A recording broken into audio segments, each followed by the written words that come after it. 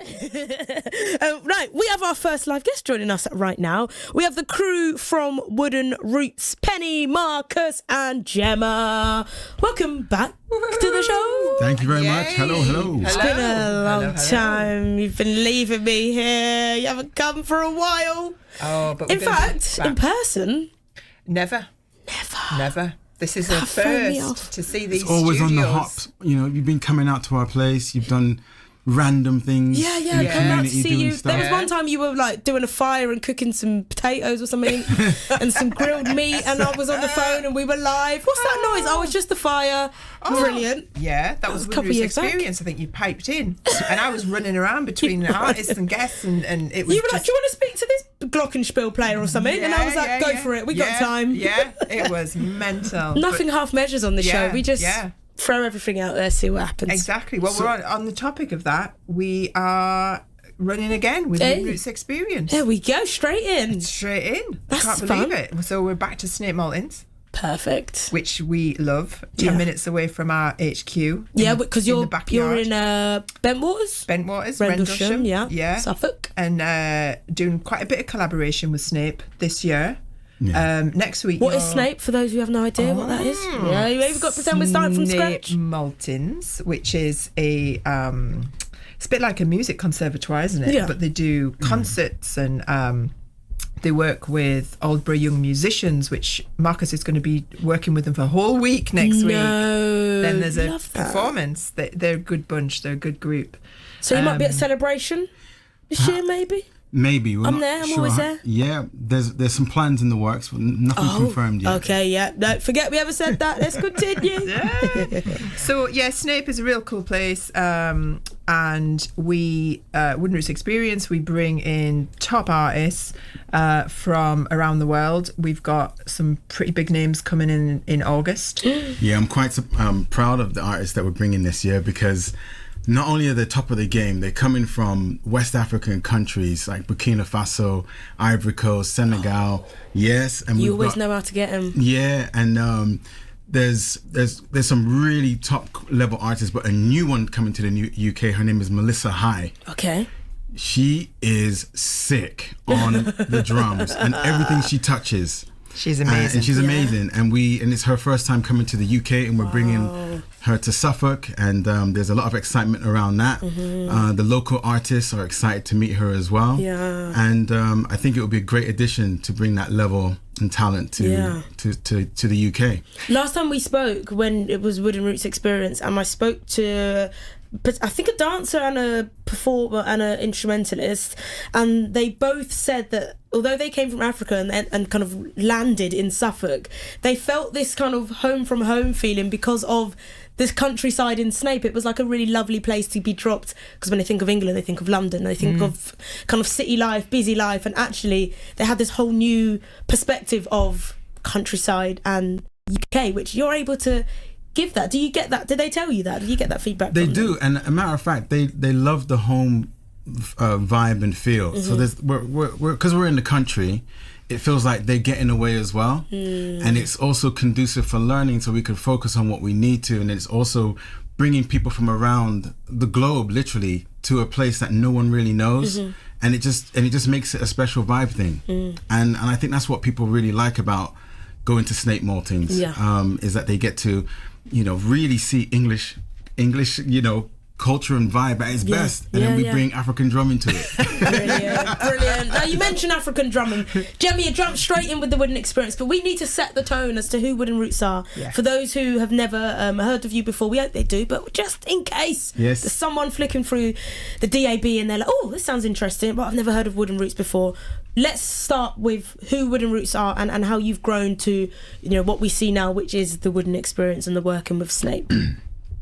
All right. So basically, back to the beginning. Yeah, right. So most people don't realize I was actually born and raised in England. Right. I was born in London, North London. But at the age of 15, I moved to Los Angeles, and living there, I living in LA. That's where I was raised. So I got into West African drumming there. How?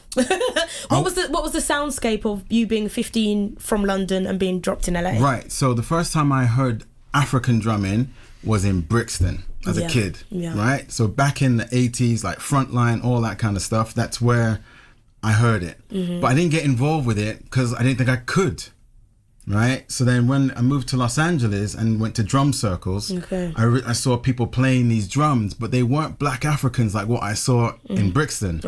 So then I realized that things have changed, or people are allowed to drum. So if they were Black African in Brixton and not in LA, but you didn't feel like you could join then, but then you did in LA, what was it about Brixton, the experience there, that you felt wasn't for you? Well, because that area, you know, it was very cultural for Black, Rastafarians and all this kind of stuff, and I would see people in African dress doing it, and I didn't think that I was allowed to do it because you were also 15 though. Yeah, I was young. I didn't really have that in me to do it. I just knew that there was a connection there to some culture down there that I could connect with, and I always liked it, but I couldn't find a way to get into it. And I was running around being a mischievous kid. But the heart was it was calling toward the sound of and the watching of someone play the African drum. And you know, I honestly think, and I wish at that time in the UK living here, that the schools, the music programs would have enabled it and made it accessible for people like myself, who's not a musician. I don't know how to read music, and I couldn't find myself being included in different types of Western instruments. And if, you know, African drumming was an option for me back then, I'm sure I would have taken it. So that's the reason why it's very important for us to expose it to the youth now. Even if they're not really interested, they're like, oh, well, it's not as cool as an NBA basketball game or something. They're exposed to it. Exactly. Venice Beach. So Venice Beach is when I basically got into it, and I heard somebody drumming over about 300 people, and I could hear that distinct sound that I heard in Brixton. And I went up to him, I says, right, how do I play like that? And he says, well, you need to get serious and understand what this is all about. You need to go take lessons. You need to get connected to the roots and culture, and you've got to it's just like you pick up a drum and you just start playing it. And so I started to get into it, and then I realized that I really liked doing it, and I would use it as my hobby and my passion and keep me out of trouble in LA. Worked a full 9-to-5 job, did the corporate thing, and then eventually I was having to fix and repair my drums. So then I started to fix drums, and because I couldn't find the right type of drum, I would go straight to the source. So then I started networking with people in West Africa. Yeah, nice. And then they would start sending me drums, and then people would say, well, wait a second, how come you're getting these nice drums that nobody could get? And so I became a go-to type person. And so that's how the business really started. And, you know, conducted business in our home, working a full 9-to-5 job, and just kept on doing that and just enjoying it. And then we decided to move back to the UK, and we continued on from there with Wooden Roots. When you started to connect with it culturally, you know, rather than just picking up a drum and finding a sound, or using the internet and YouTube to copy or whatever, what was on your playlist? Like, what other were you able to find other drummers that you were like able to aspire to and feel inspired by? Yes, 100%. To the point where it was a real network and a family, because you know when you feel like something's missing, and then you get immersed into something and you can't really explain that feeling, and then more and more just keeps coming. You're like, oh. But then you really get to understand certain things that you never really studied or you knew about, and you start to understand about cultural things and different things that are important to the cultures, like naming ceremonies and weddings and you know, family, and the drumming is an integral part of all that. So then it doesn't just become you're just drumming just to drum, you're drumming for a purpose, and it changes the whole dynamic feel for what you're doing. And I think that's probably the biggest takeaway, is that I'm really connected back to source, to something that I never was allowed to do. Love that. The moment it became a business in the UK, so let's say you've moved back to England now, and the networking, I guess it's a complete different version than you were doing in America, LA, but you are able to find people that you can connect with because you've been connecting internationally with people anyway. How was that changeover in finding your feet in Suffolk and in back in England?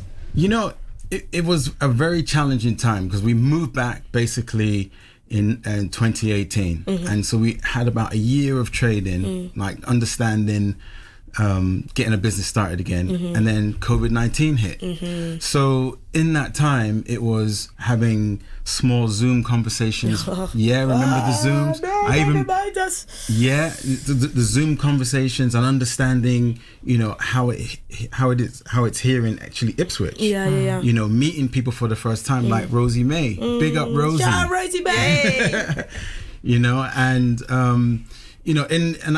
Even Aspire Black Suffolk, even when they were formulating that.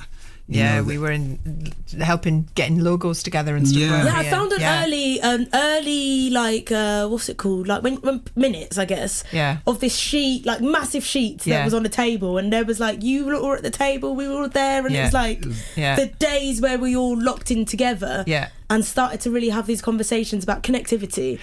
And because of the Zooms and the COVID, it did weirdly bring lots of people together that I never met but had the same ethos at heart. The connectivity was bizarre back then because we literally were kind of fresh off the boat trying to find our feet. And on one of those calls, we were kind of like ramping up for stuff kind of happening during COVID and that. And I think it was Mel, at Ipswich Museum, and she was just like, yeah, we've got 3 Black Panther costumes coming over from LA. And we were like, what? We were like, what is LA just like following us to Ipswich? Do you know what I mean? It was just so weird. And then she went, and they're going to come over and they're going to set them up and Marvel's going to be here. And we were going, this is like really weird because we just built some drums for Marvel and shipped them just before we came and got on a plane to go. And we started connecting all these dots and going, and they were like, you did what? And we were like, and of course the funniest thing is that we didn't document anything because it was just kind of like living in LA was just sort of super, you're like, oh God, somebody's shooting a movie again and the road's blocked and you have to go all the way around and it became really just kind of like, okay, you're in LA and you just have to kind of put up with life. So of course they couldn't believe it, could they? Crazy. What do you mean you didn't document it? What do you mean that you didn't get? What do you mean that you didn't? And we were just like, no, we didn't. Pixar, it didn't happen, you lot. Pixar, it didn't happen. Content, or it didn't happen. I want to see a reel. Yeah. I want to see a stop motion video. Yeah. But you know what's funny? We're talking about Black Panther and all that kind of stuff, but we've had so many celebrities come to Wooden Roots back when we were in LA, and we just didn't. They're just people, honestly. Of course. And we're drumming. I mean, it feels good that you've got a celebrity there, but at the end of the day, it was quite funny though, having the girl from the Cosby Show. Yeah, go on, name drop them. Come on, don't say celebrities. I want names. So she changed her name. Lisa Bonet. Lisa Bonet. And then I'll say your boyfriend. She was in our front room. Go on. What's your boyfriend's name? He's not my boyfriend, but anyway, Jason Momoa. Oh, stop it. Yeah, he looks like a drummer. Yeah. Well, actually, you know what? So that was look, quick. No. Seriously. Next convo. No, I mean honestly, we would drum with them and go to dance classes and stuff like that. And because they lived in Topanga Canyon, and that's where we were running a class, so it was kind of the children would come. There. Yeah. So Lola and Wolf would come, and they were into it, and it was amazing being able to get them involved with the drum and the dance as well, and you know what, it kept them grounded as well. Yeah, it did. It kept you clearly because you got no photos. And build no. But there's NDAs, yeah. So, no, but that is so cool because it, people say like stories for the grandkids and all that, but actually there's something really special in something like the Black Panther costumes coming, people being really excited, and then you having this other connection with it that you kind of can bring to the table, and I think that's really special. And then you kind of drop these things in, like when John Ferguson, who's kind of linked to this, sat here and was like, I took a photo of Beyonce. What? What? Sorry? Like there is something really special about something that's hyper local that has this reflective reach from the people involved, because people travel and people live elsewhere and people work, and as you said, it's life, it's every day, you just get used to it. But to someone else. Off the back of that, I mean, we did our first Arts Council funding bid, and it was kind of like, this is, and they really, Arts Council really believed in us. Yeah. And then that was the kind of the start of that whole sort of funding side of things. So it's the connections are just absolutely mind blowing, aren't they? When you put all the dots together. Yeah. What's it like being out in Bentwaters in Rendlesham? So I love Bentwaters because we have a unit there that we can have drum classes. We can make as much noise as we want. We've got ample free parking. Yeah. It is a little bit out, but we just love the vibe and the feel. And, I honestly think that I wish, anyway, we could come to Ipswich. But the cost to be able to have a business like we have, people sometimes don't realize the cost involved having a premises where some people can come. So we have to have licenses and insurances and all this kind of stuff. We're doing things legit. And West African drumming doesn't have the same commercial value as, say, a violin or a guitar. So we got to get in where we can. So we use Bentwaters and we still ship globally from there. Do you know what I mean? And we like the vibe and energy and feel. Yeah, I liked it when I popped over. That was years ago now. We're in a different space now. It's a lot bigger. It's a lot fancier. No, I think you just moved there. No, oh, had we? I was like, "What are you doing?" You're like, "We're packing up. We're just going." Oh, maybe you just. So I think you were just moving. And it's nice. It's a nice unit. We do like it. Big classroom, which we're drumming tomorrow in the classroom. Nice. And we have an outdoor space where we can bring out the barbecue, which is. That's the bit I haven't done yet. Smoking drums. So I bring out the barbecue, and it's not all meat because I've got 2 vegans here. Okay. Although Marcus makes the vegans cook for me. He's like, and then doesn't. He's like, smoke, I'll drum. I'll do the drumming. You lot do everything. Well, I mean, exposed. Yeah. Right. Well, anyway, does it taste good? It all tastes good. Yeah. They don't know because you got them smoking the meat. You know what they're eating, the veggies. All right. Yeah, anyway, so but the smoke, but that's also a part of the energy and the feel. It's something different. People, and we've been trying different things though, haven't we? I mean, we've not got smoking drums on at the moment, but we want to bring those back. But they're kind of like a big affair type of thing. Good. Do you know what I mean? It takes a lot of time, and and it's obviously trying to get people to Bentwaters and stuff. But the pretty iconic events, aren't they? When we put them on and the smoker gets pulled out, and it's. But the thing is, it's not just the drumming. You guys are trying to create community. Yeah, exactly. That's how I kind of got involved. Yeah, it's like the community feel at Wooden Roots is just amazing. Were you drumming before knowing the Wooden Roots crew? So I used to go drum camp every year up in Bungay, and I'd been going there for probably about 10 years. When these guys turned up, it was like, whoa, right on the doorstep. I couldn't believe my luck. So it's the first time within drumming that I felt part of it. So I'd go to drum camp, which was amazing, go do a bit of drumming for the weekend, come away, and then kind of nothing until the following year. So I went to their very first intro that they did when they set up, and they haven't been able to get rid of me since. Fair enough. What a great problem, eh? She's amazing, actually. She's really. That's a part of the network, is that we've collaborated with quite a few people now, and I bring up Rosie and Pimento and Joe, and even Ocean. Honestly, it's a part of the family of how we want things to be. Ultimately, yes, we need to put. We need to feed ourselves. We need to earn money, but we can help people where we can along the way, and that's what it's about. Yeah. It's a really lovely way. Music is healing, and it does bring people together. And in a place where we need community more than anything right now, to be able to have both of those mixed together, I think is so special. And then the other bit is happening, which is the Wooden Roots experience, which is shipping the people in, shipping the drums out. That bit is cool too. So as you said, Wooden Roots experience happening this summer. Yes, August 29th, 30th. You lot, I'm talking to my team here. We need to get out of the studio. We've done the autumn. We're doing the spring in here. You would love it. We've already said we need to do rowing. That's on the list for the summer. I think we need to get out and do some drumming. We've got a food truck coming. What? Yeah. Smoke and drum? No. Oh. So this is again, network. So hang on, let me just back up just a little bit. Oh, go on. You got about 5 minutes. 5 minutes. Okay. So we've had Bopper Ranking come by. Oh, shout out to Bopper. I love this because this is like the Black Panther Power Stories group chat name drop every week. Yeah, it is. Yeah. He comes by and he says, "Look, this space lends itself. Can we just do something? Can I just bring a little sound and do something?" Little. You know, that's what I said. I said, look, just one sub, anyway.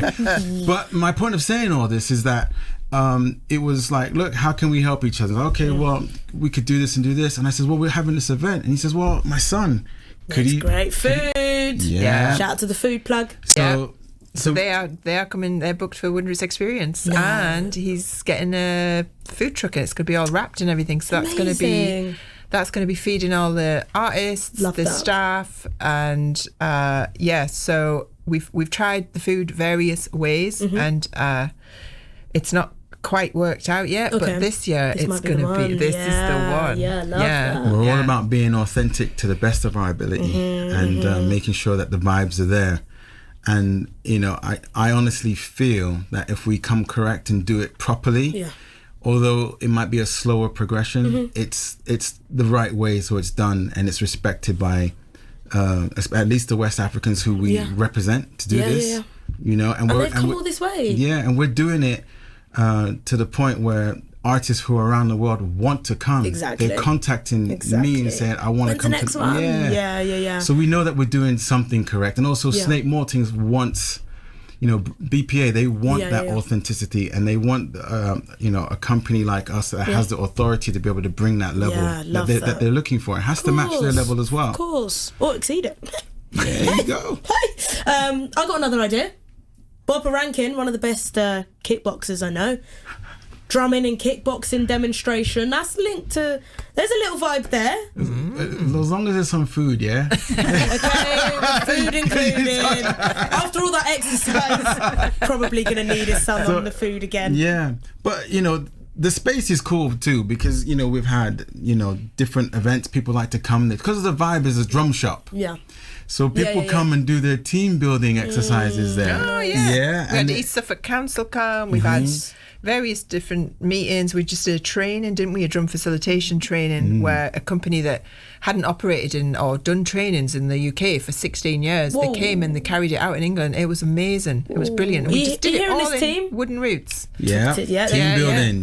Yeah. We love each other anyway. Birthday parties as well as gatherings. Yeah. That was when I last came. You had a birthday party coming on the Saturday. Oh, we just did did something for the High Sheriff, didn't we? Yeah. It was the hackathon. The crime prevention saw hackathon. You there, didn't I? I missed it, didn't I? I missed the drumming bit, didn't I? But literally, that was a meeting opener that we did. Effectively, it was kind of like a drumming icebreaker. Yeah. And then we did it. It was we had about half an hour, but the timing was off. So we ended up. It was about 20 minutes, 25 minutes, and.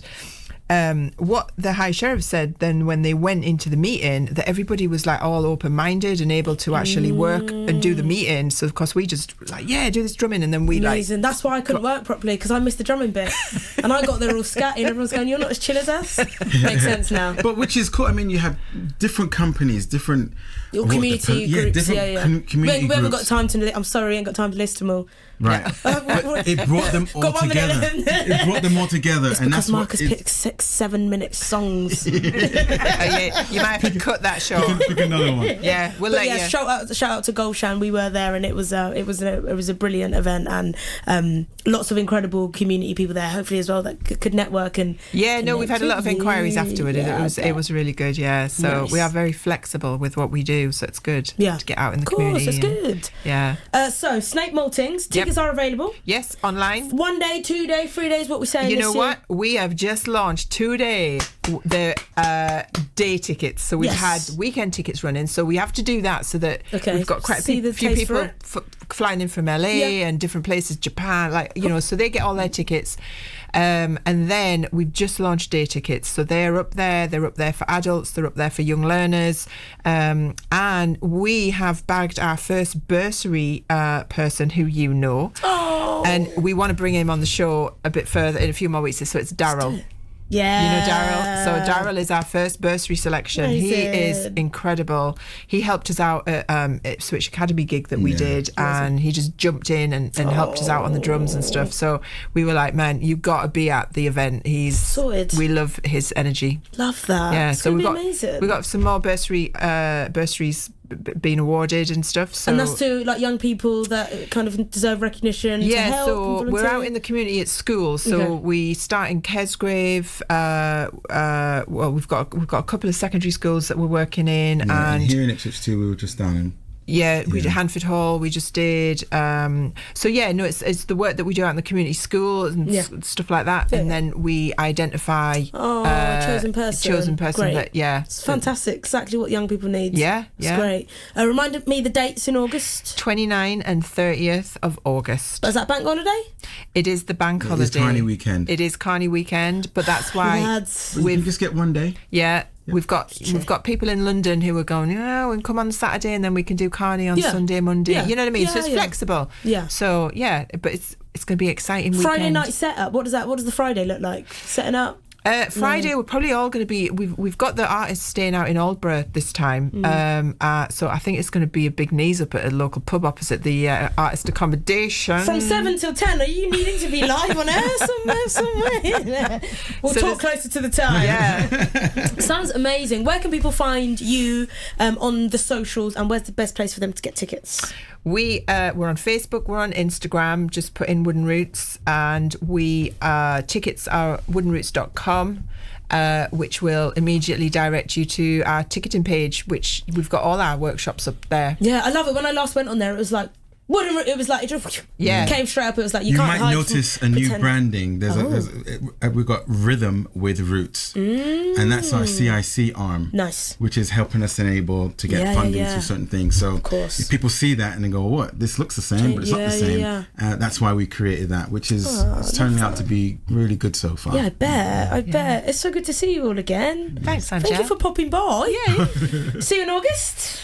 You'll see us in August, but yeah, before. we'll come back before, and we, as I say, we want to bring some Bring all bursaries your bursary back, squad. and Bring them all. Yeah, Bring cool. them all. We've Yeah. got 4 mics in here.